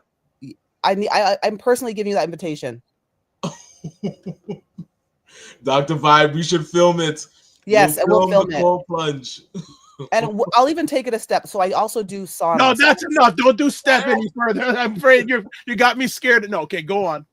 So I also do I believe in heat as well, extreme heat as well. So I have a sauna. So what we can do, you'll come over. Yeah. We'll get a workout in with my personal trainer. So we'll train, and then we'll go into the sauna for maybe we'll start you off with 10-15 minutes of the sauna. Sauna's okay. And then we'll go into the cold plunge, and we'll do that. How long? We'll start you off maybe a minute. Thanks. Whatever you can do, because you gotta take a first step, right? So I started cold plunging with 5 seconds. It's all about take that first step, go in there, jump out. Now I'm up to 5. I can stay in there forever. But yeah, you will never be the same. You will never be the same. I know I won't. I don't know. I don't know what that's. I don't know what that difference is going to be. But I know so Ryan, do you want to do this? I'm up if for you're it. down, I'm in. And we have to get someone to film it. And okay, you're being recorded right now, so you can't renege on it. Okay. So, and you know what's going to happen now? The family here on a regular basis is going, so Ryan and Dr. Vibe, have you done? They're going to be on the countdown. The countdown to get it done. Judy, you live in Scarborough? I live in Markham. Are we down? Is that a yes? Can you say it? Can you say something? Yes. Is that a yes? I said I'm in. Yes, I'm in. I don't hear his mouth is not moving. How about this? Let's chat offline. No. I refuse. No, I'm not going further anymore. No, I'm controlling this conversation right now. I am not saying another word until you say. Mercy. Is that a yes? Will you try it? Ryan, you can finish your conversation. Like all these people the last few weeks, you're the third person in the last month.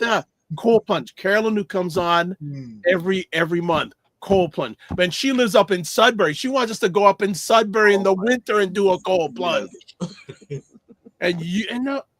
But what made you start cold plunges? I'm a health nut, so I'll always look for I'm always looking for the next what's happening, what I can do to You know what? I should introduce you to Carolyn. Or she comes on every month. She's a holistic nutritionist. Yeah. She is amazing. Like she had me do a veggie 3-day juice fast. And I lost 10 pounds. Yeah. Clean, and I do one every month, just cleanses the body out. Yeah. She is really I would love, okay. I started with cold showers years ago, and they got really easy. And then I was yeah. Okay. Let me ask you: Does your husband do the cold plunges? Really? He'll take his beer. Man. He'll take his beer and he'll put his beer in the water to chill up his beer or something. But he's not. Really? He's like, you can't get no Jamaican. He said to me, hey, that's what I'm saying. He said, you're not getting a Jamaican man in there, babe. You're not. Let's prove him wrong. Man. Hey, we should invite Wes Hall over for the cold plunge too. Get him in. Wes ain't doing that thing. Wes ain't doing that. I doubt Wes is doing that. For the Dragon's Den update, we'll get us all in the cold plunge. So I don't know how much you're able to share, but whatever you are, how's it been? How much communication, if you have, how's it been working with Wes so far? So the last communication was from me to We Shall, his company called We Shall, which is a great play on his name, huh? The longest time I didn't realize how it played on his name. I was like, oh wait, yeah, that's Wes Hall. Yeah. And so his son, his oldest son, actually runs that side of the business, his Dragon's Den investment. So I've been mainly speaking with him. I had the opportunity to meet him a couple times since Dragon's Den on other separate, not related to Dragon's Den at all, but we ran into each other a couple times, and I had the opportunity to make him a pair of shoes, which he loves. And it was like a leap of faith. I met up with him, and he asked me to design a pair of shoes for him, because he's the first Black chancellor of U of T. University of Toronto. Yep. Yeah, something like that. Yep. So we ran into each other at another event, and he's like, "Hey, I know you don't do men's shoes, but here's an opportunity for you." And in the back of my head, I was like, I can't. In the back of my head, while we're talking, he's talking to me, and now his mouth is not saying any words because all in the back of my head is like, you got thinking of design. Yep. Dude, you don't do men's shoes. Wow. And Wes Hall wears $500, $600, $700 pair of shoes, so he expects luxury brand, luxury quality. And everything in me said, say no. But I said yes. I said, yeah. I said, I'll try. Why not? Yes. So I went home from that encounter with him, and I was like, "What the hell did I just do?" Right. I can't. And the other thing was he needed them in 4 weeks. Right. He needed them in 4 weeks. That was the other thing because Holy I smoke. don't do stuff that fast. Like not even prototypes do I get in 4 weeks. I don't. Right. It takes a long time. From idea to my website is at least a year. Yeah. Wow. So I said yes. So this is just a lesson for people to like, when your mind says say no, like in the moment, just say yes, because you can always come back later and say, you know what, whatever. It's not, just say yes. And that's what I did. And it worked out. It worked out. I went through my Rolodex in my mind. Who do I know? And it's always everything. It's been, who do I know that can help me with this? Right. I've asked myself that question with Trèsolz so many times. And I had a friend who's a designer, doesn't design shoes, who's a male fashion designer, a really close friend of mine. He doesn't even live in the country anymore. I texted him, "Hi, Judy here. So I just have this opportunity. Do you think you can help me? Do you think you can steer me in the right direction?" So a channel of me, through me reaching out to him, through channel after I was able to find someone who had a platform for design for designing men's shoes. Yeah. That I was able to get added to his platform to design the shoes online.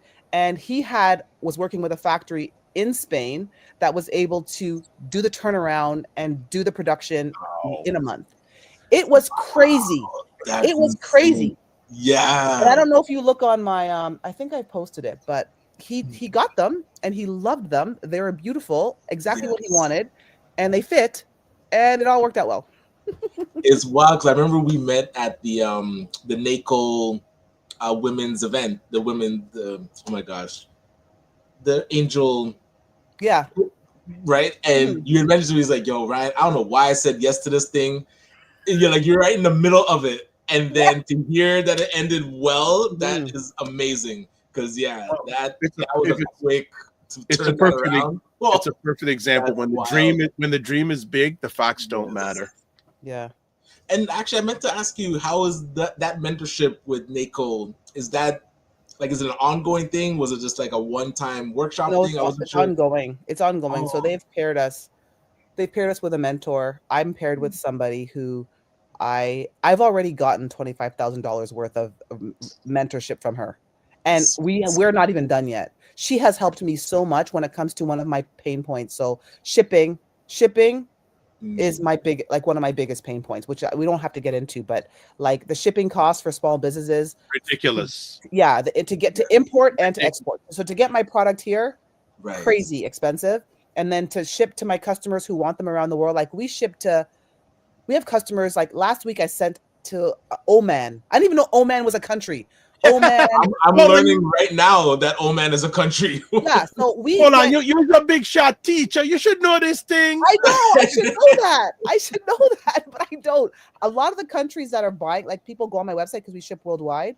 Yeah. Yes. But we only get we got a lot of abandoned carts because once they see the shipping to their particular country, they feel it. So I'm really trying to work on that. So I have a mentor through NACO, through Dragon's Den, who's really helping me because she works for WestJet Cargo. How did I get a mentor like it just was crazy. So she's like giving me some really great rates. Let me just say that. Nice. So when you get orders from these places, do you ask them, how did you find out about us? I should be asking that question. That's why we're going to chat offline. Let me tell you though, you're not the first person to tell me that. Another person who's in sales, this is like a year ago. She's like, "Judy, you need to find out how these people are finding you." And that's one thing with sales. I don't know how to. I'm learning how to ask that question. Hold on. You know what? Right there, you already asked. You're just now asking more. You know how to ask a question because look, take the situation with West Hall, right? He puts something out there, and you asked him questions. You just keep on asking. The quick, from my lens, the quickest way you already do it, but you don't realize that the quickest way you're going to move ahead is by asking questions. Because it'll tell you where you stand and where you need to go. The quickest, and that's not just for you. Lots of entrepreneurs out there, they're so afraid to ask. And a lot of times we're afraid because, they may think I don't know. So what? And a lot of times when you ask a question, especially it's in a group of people, someone will come to you and say, you know what? I'm so happy you asked that question. I was going to ask it, but I was too afraid. Ask questions. Ask questions. When someone says no to you, ask them at least 3 times to get the real reason why they're saying no. Don't take just don't take the first thing. Find out the real reason why. Right? Yeah. When someone approaches you, I'm just sharing some stuff here. When someone approaches you in regards to a business opportunity, ask them, why did you come to me? Right? Why did they ask them? Why did they come to you? Just a thought. Yeah, no, that's great. That's great. You know, just a thought. But like I said, find out how people are finding out about you. Yeah, I need to do that. I obviously I have to do that. I have to find out. That should just be, because the thing is, that may lead you to other people. Because they say, oh well, so and so told me. Oh, who is this other person? Can and say, oh, can I get introduced to them? Because they may know. Yeah, it starts connecting the dots for sure. 100%. 100%. Definitely. Because like you said, you're getting orders from people you don't even know, but how are they finding out about you? Were they on a local television show? Or there's someone in their area that just can expand your marketplace? Yep, absolutely. Just a thought. Just a thought. Yes. We'll talk more about that when you're in my cold plunge. I would love to hear the first words that come out of Dr. Vibe's mouth in the cold plunge. You sure? You know, if I do, I say, this mad Jamaican woman, right? Come to this country, put me in her cold plunge. Yes. Jesus mercy. I'm telling you, cold plunge. That's gonna be so good. I have a question, another conversation piece. What has being in athletics, how has that helped you with your entrepreneur journey? The grind. I mean, as an athlete, you understand like the practice, the time, the effort, like you understand how to get to the next level by it's the time that you put in, it's the discipline that I you was put waiting in. for that word. You don't have to, as an athlete, like you have to put the time in. You don't even have to know, like, and that's where coaching comes in, right? Like, so I'm an athlete, I had a coach. Coach would kind of, prepare me and get me ready. All I had to do was show up and work hard and do what he said or what she said and put in the time and the discipline in order to improve. I probably didn't even have to really understand because my coach was telling me what to do. And I use that a lot because, and like you said, like asking questions and learning as you go, having a coach. I really believe in having some kind of a mentor or a coach along your business journey that can help you and guide you. And you put in the time, you put in the discipline, and you get the results. And you always get results. And the results, if they're not, as an athlete, if the results aren't what you want, you go back and you talk with your coach and you see and you make changes and you adjust. It's kind of the same way in business. It's the same. I mean, that's why I feel like I'm actually doing well, is because of my athlete background and because I understand the training piece of it, the discipline, so. I was waiting to hear if that word discipline came out. And my intuition told me to ask you that conversation piece in regards to, because for me, being involved in athletics, the key of it is adapting it to your everyday life outside of athletics. That's when you get the real value of being in athletics. Yeah. And that's why I am the way I am with, even now to this day, that's why you're an athlete, Dr. Vibe. You're a former athlete. Former athlete and also a referee. Oh, so then why are you not embracing this cold plunge thing? I don't understand. Like Yeah, we're coming back to it. You understand that it's going to help you with your mental clarity. We are It's gonna talking help- with Trèsolz and not talking putting my black body in some cold piece of water. The help. You can be out of order at times, Jeez. No, and you know what? I loved refereeing a lot because people don't realize when you're a referee, you have to be engaged every second, every minute of what's going on. With you're an athlete, you may not be playing all the time. You may take some time out, but when you are refereeing, you have to be on point every second. Yeah, so true. And you have to make, just like in business, quick decisions. Yes. You're going to deal with all types of people. You have to, and you have to manage. You're a leader out there. People are coming to you for decisions and to manage things. Yes. Yeah. Yeah. I refereed a whole, at least 7-8 different sports. Oh, wow. Okay. That's Loved amazing. it. And also it keeps you in great shape. Yes. Not only physically, but mentally and emotionally keeps you in very good shape. Yeah, Right. so cold plunging.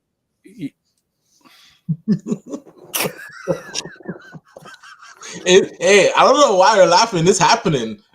This has been committed to. Funny. So we're getting it done. One person, two people have committed. Two people have committed. I committed because you committed first. So I did. Yes, I'll play back the tape.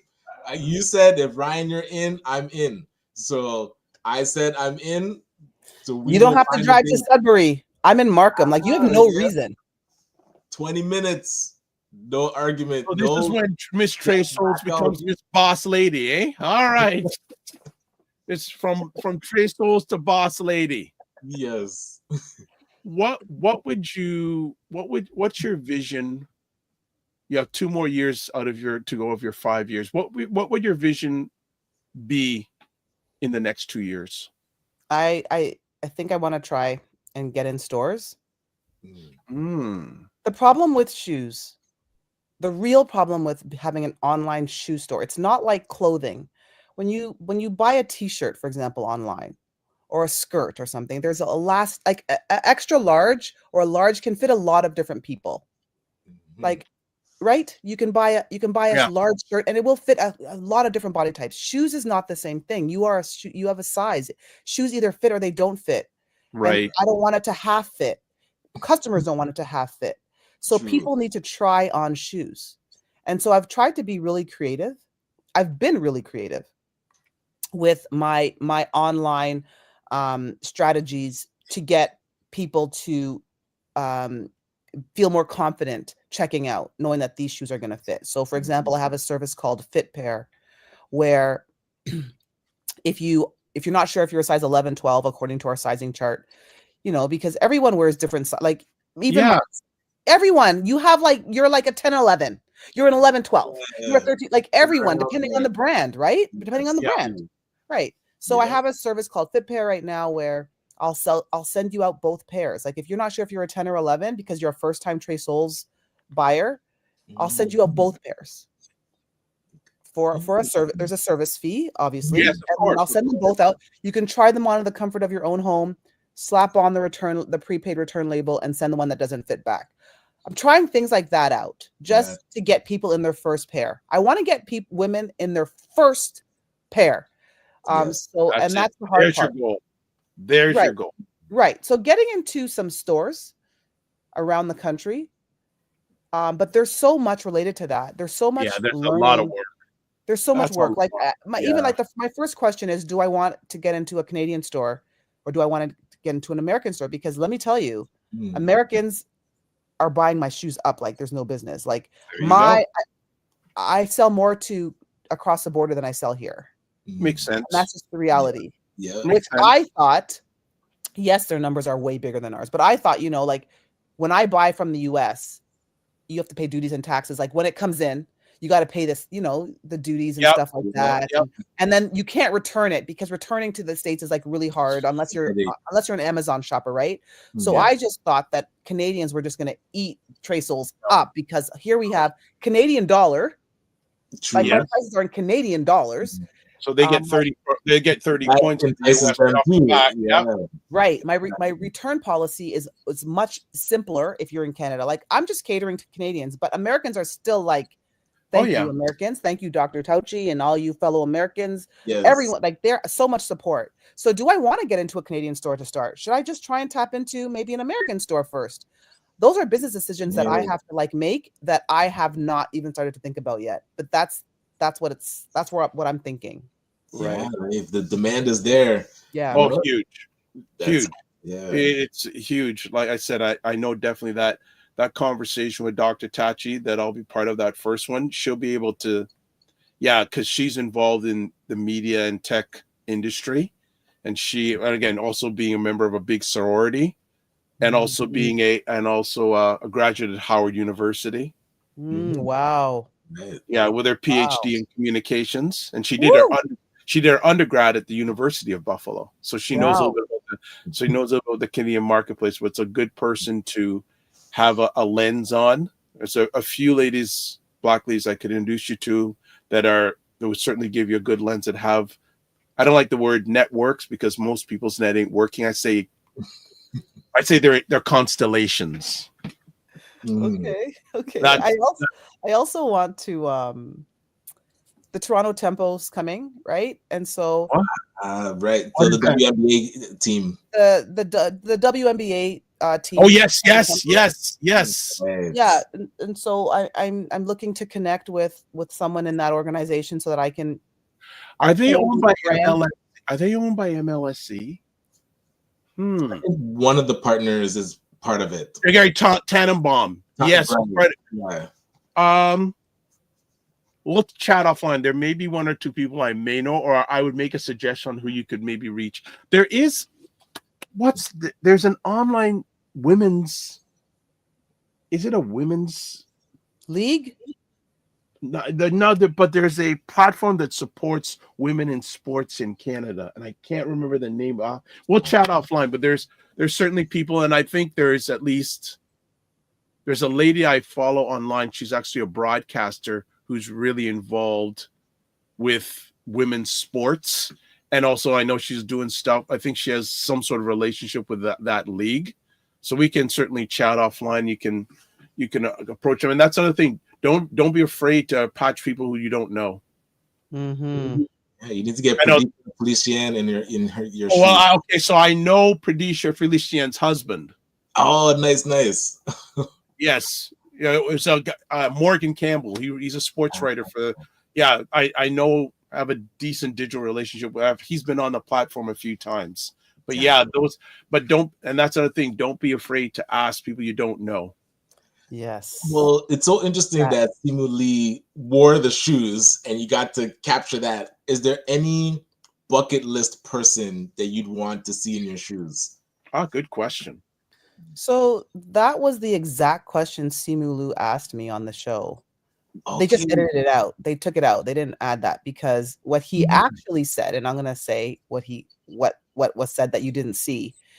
He said, is there any A-list A-list personnel that you would want on your shoes? So I rambled off a couple names of Canadian women that I had been, and then he said, no, with all due respect, Judy, like I'm asking you about A-list people. So I was like, okay. So that's why. And then he said, so I said, Serena Williams. Ooh. First name that came to my head because I wasn't anticipating a question like that. And then he's like, okay, that's more like it. And then he said, and I quote, he said, I have her number. I'll make some calls. Okay. But they edited it out. So I have no proof that he actually said that. I haven't heard from Serena Williams yet. Listen, we should send him an Instagram message and be like, just checking in. I have. I mean, like us, we'll be like, yo. I have been trying to get to Simu Liu. He's liked a lot of my posts with Dragon's Den with him on it. Like he's liked a lot of them, but he is not into responding to DMs. Yeah, he probably has someone who does it for him. Yeah, he's not into. But offline, I have a suggestion how you can reach out to people who you don't know. That it's a method I use that works. Okay, nice. It works, and let me just say that you will get notified when they touch your message. Okay.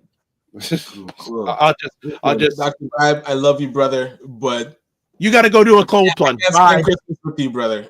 No, you got to go do your cold plunge. Like 11 o'clock, I do have something, so I'm just giving you the. No problem. We're all gonna get out of here by 11. And the funny thing is, before we went live, I was with Judy in the green room. Judy, how long did you say you could afford with us today?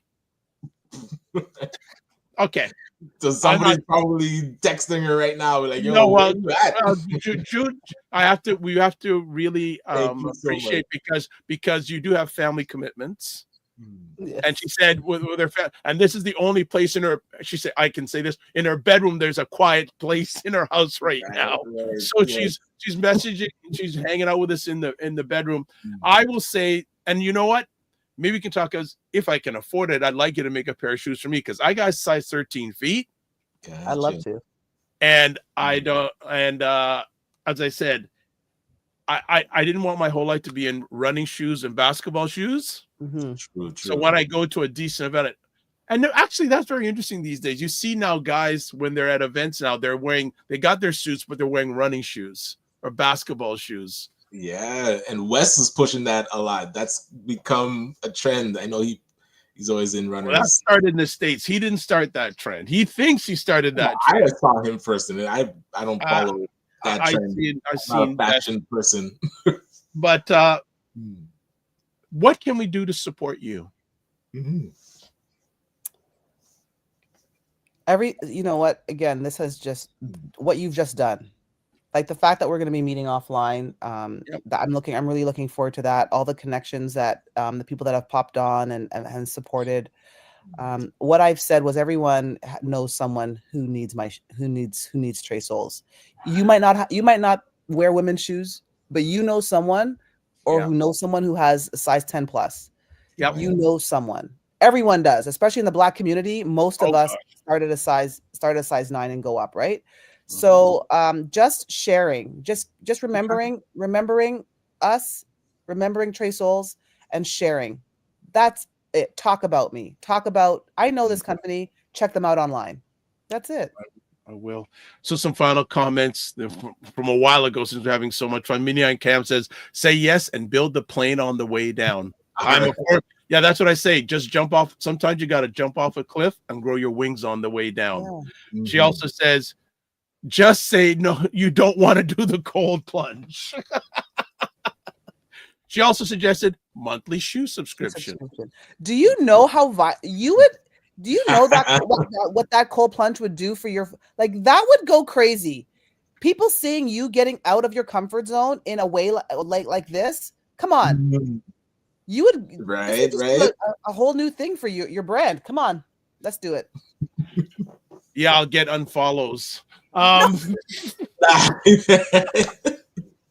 We don't know who this guy is anymore. We're done with him. Oh man. All right. So I know both of you got to run. So first of all, thank you for taking time. The most valuable thing you have in your wheelhouse, Judy, with us today. You're welcome to come back on anytime. There's some other things I want to chat with you about in regards to making people aware. And and here's another thing too. Most of the people who watch me are US based. Oh, wow. True. Oh, yes. So another thing we can chat about. So any final messages you have for us, Ms. What are you having for, what are you doing for Christmas dinner? Well, right now there's my in-laws who are here. They are he's cooking away some fried dumplings, some breadfruit, that may get me to the plunge. May be a way. You know what to lure. Yeah, Christmas music is about to go on. Mary's boy child, Jesus Christ, was born on Christmas Day, and like we're just gonna I have a huge family. We're just gonna celebrate with family. And you see, and you know what? Minnie on cam is all with you. She says cold plunge was more important than the monthly shoe subscription. We need to get you off because these people are getting too much on you guys' side. I'm the real minority today. I'm the real minority. But so definitely thank you so much. You're welcome back anytime. Ryan will give me your email address so we can have a conversation. I got a number of suggestions. Perfect. Thank you so much. My pleasure. And as always, don't just manage your time, manage your energy. Remember to give yourself grace. And if you can't make money, make history. Make history. Amen to that. Thank you so much, everyone. Be well and keep the faith. Bye-bye. All right. Bye-bye. Mr. Knight, enjoy your plunge. Hey, don't try and back out now. I committed because you committed. When we find the date, let's do it. I need to be committed. Take your time, take it. Talk to Carolyn, get some feedback on how important cold plunges are. Listen, let's step out of our comfort zone. I'm definitely not looking. Well, you're a celebrity, so people will pay attention to you. You're a celebrity. Right. I'm just a guy. So as we end up, subscribe to the Dr. Vibe Show on YouTube and hit the notification button. Let's get to 1,640 if we can before the end of 2024. To advertise your business, product, or service on any of the platforms I'm on, email me dr.vibe at the dr.vibeshow.com. Join our Discord group. Email me. Also, coming up on Friday's show, Dr. Tachi will be here talking about the year in media, tech, and pop culture. And if you want to catch replays of this epic conversation, you can catch it on the Dr. Vibe Show, YouTube, Facebook, and LinkedIn. Afro Caribbean Business Network, ACBN, who's putting on a big thing coming up in the new year. We got to talk about that soon on Facebook, and Ryan Oneil Knight on YouTube. So I know, Ryan, you celebrate. I'd like to wish you and your family and your loved ones and the ACBN community a blessed and highly favored Christmas. I don't know if you'll be with us on Friday, but if you are, great. I know Dr. Tachi would love to have you in the house, but any words you want to share with the family about the holiday season before we finish it up? Hey, 100%. And again, I want to share season's greetings, happy holidays, Merry Christmas. But for Kwanzaa, happy Kwanzaa! I can pull this up because it was awesome. The overview that Paul Osborne and yourself did. But there's a group of community members that each year do ongoing Kwanzaa events. So one that's happening December 28th is with Adinkra Farm. But typically from the 26th to the 31st, there's an event every day. That's what we were talking about yesterday. So we had, that's what Paul shared during the conversation yesterday. You know what? I got to see where he got that from, and maybe I can put it up on Friday. I'm gonna put it up. Let's see if I can put it up on Friday. Yeah, I'll ask him if he can share me the link of that and put it up on Friday. But yes, absolutely. Awesome. All right, everybody, don't just manage. Live your life as a dream. If you can dream, you can make it. Sometimes you have to get smaller, get stronger. Block assumptions, and then aim bigger, aim better, aim higher, aim wider. Love, faith, and respect. And always just don't just manage your time, manage your energy. Remember to give yourselves grace. And as always, if you can't make money, make history. Peace. God bless. Peace to all. Keep the faith and walk good. And Ryan's going to enjoy his cold plunge.